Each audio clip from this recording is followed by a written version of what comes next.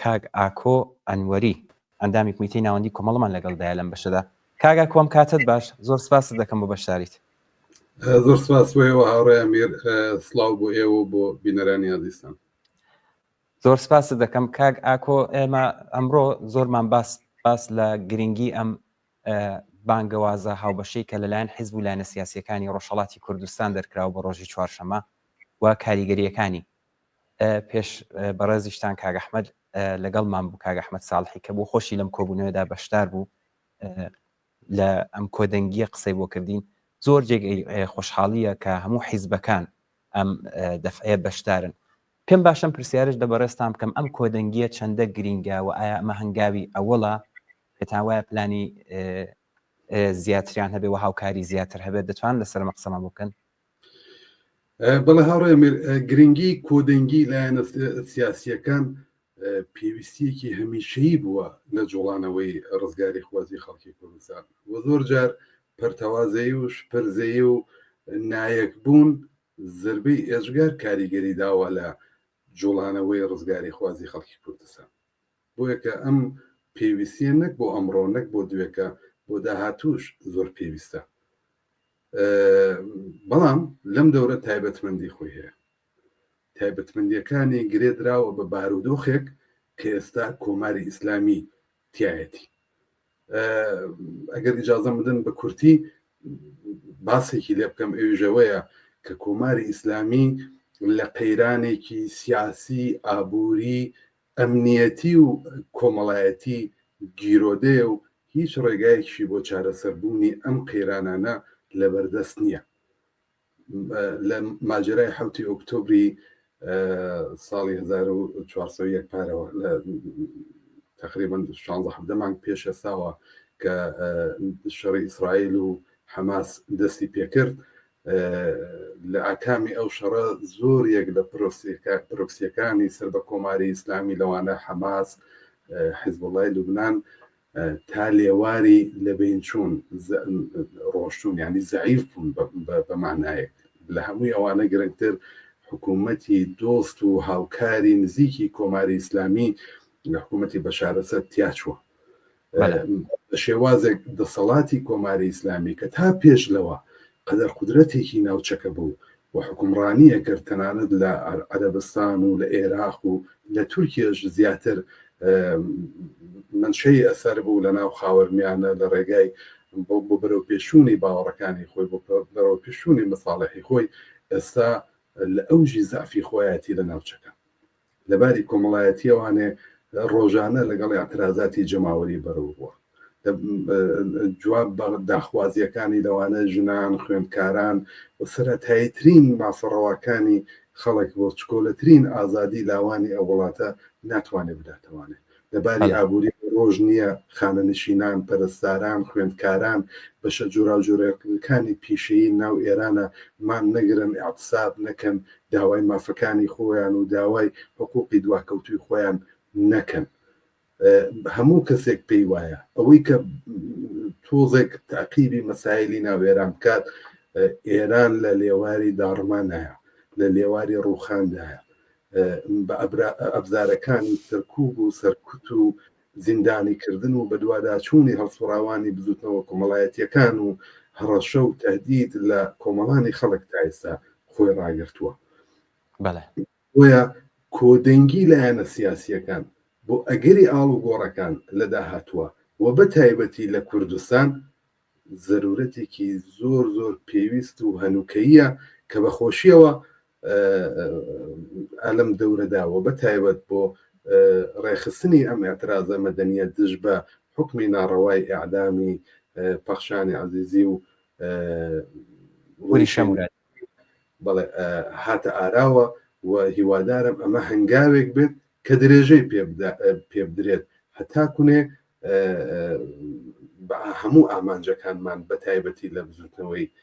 ڕزگاری خوازی خەڵکی کوردستان دەگەین. زۆر باشە کاک ئاکۆیەوە، زۆر باش لە تای وەزعەتی ئێران هەرچەند بە کورتی بوو بە دروستی باستان کرد. هەموو شکستەکانی ڕوو بە دەرەوەی سیاسەتەکانی ڕوو بە دەرەوەی شکستی هێناوە لە ناو خۆشتان زۆر بە باشی ئاماژتان پێدا. ئەگە ئێمە بمانێ پێناسەیەکی کورد لە کۆماری ئیسلامی بکەین، ینی کە دەڵی کۆماری ئیسلامی ینی جنایەت کوشت و کوشتار و گرتن ینی ئێعدام و کۆماری ئیسلامی ئاوەڵدوانەی یەکن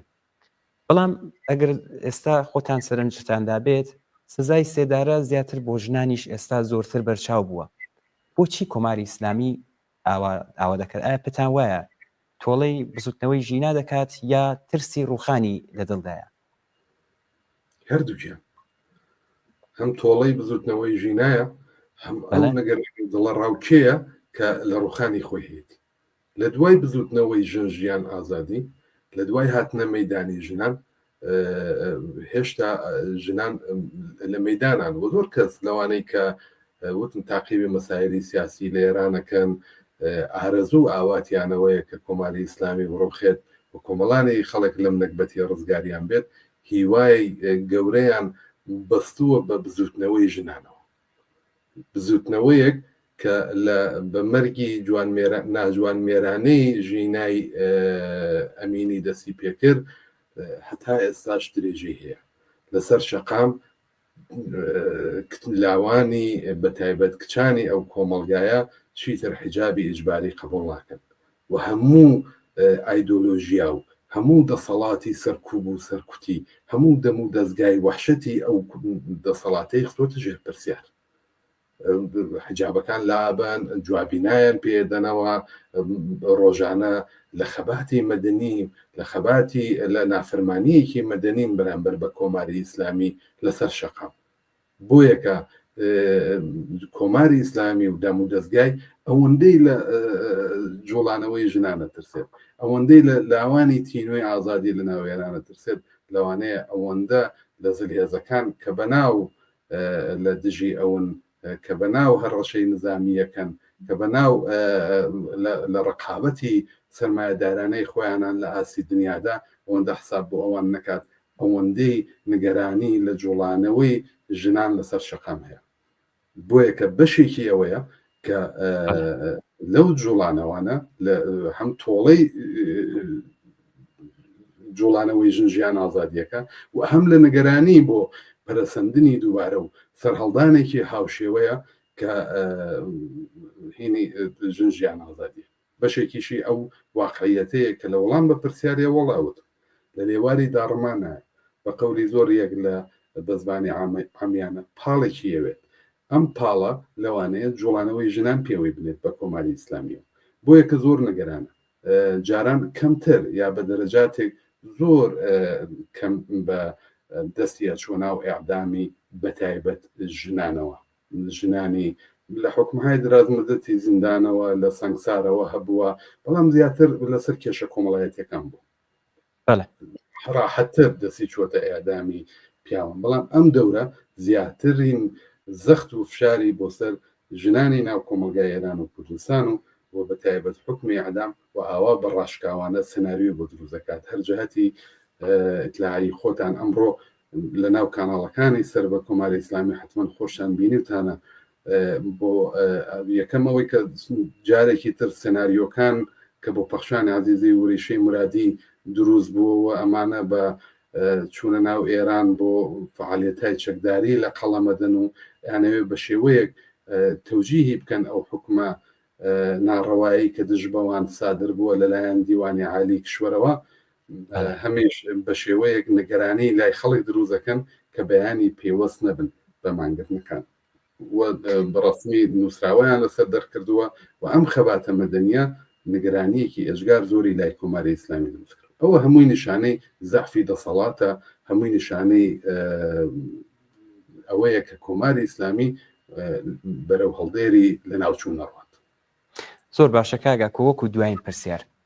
ئەم یەکدەنگی و یەک هەڵوێستیەی هەموو ئەو کەسانە و ئەو لایەنانەی کە هاتوونەتە پشت ئەم بانگەوازە کە بۆ مانگرتنی ڕۆژی چوارشەمبە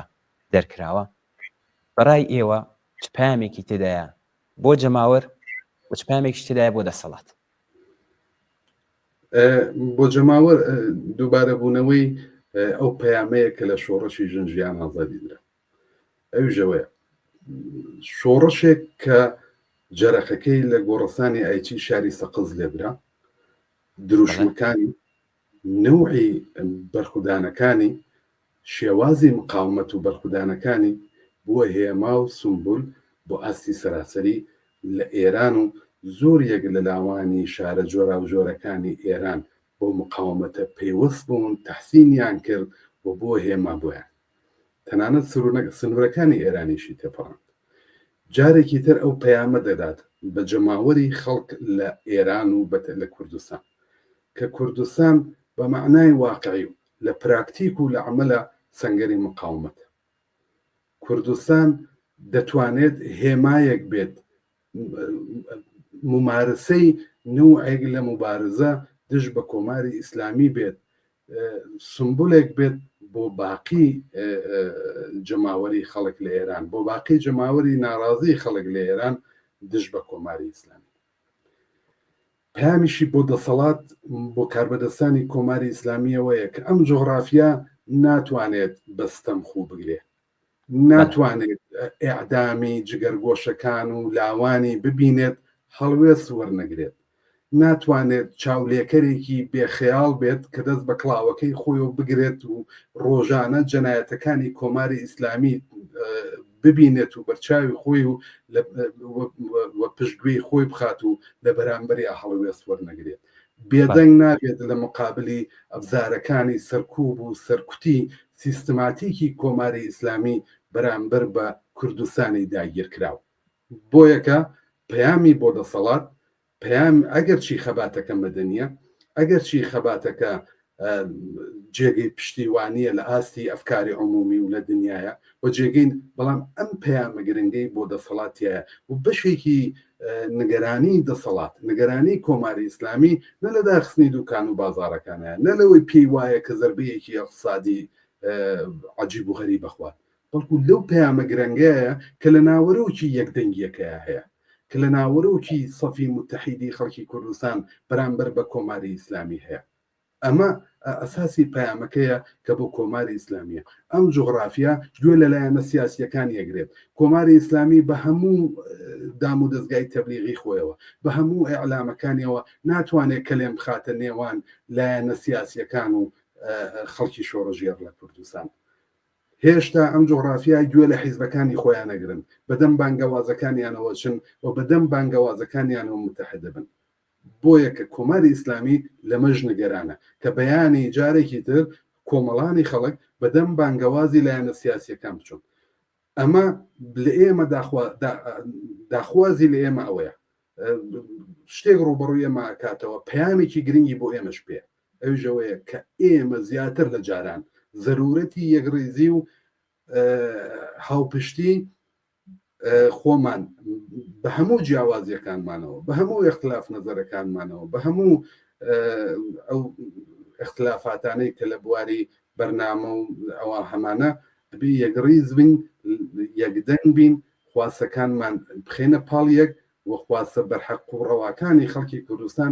یەکدەنگ مەترح بکەین ئەم پەیامەشی پێ گرنگەشی پێیە بۆ ئێمە و هیوادارین ئەوەی کە لەسەر شانی ئێمەیە ئەوەی کە ئەرک و وەزیفەی ئێمەیە بەدەم ئەو پەیامە گرنگەی کۆمەڵانی خەڵک لە کوردستانەوە بچین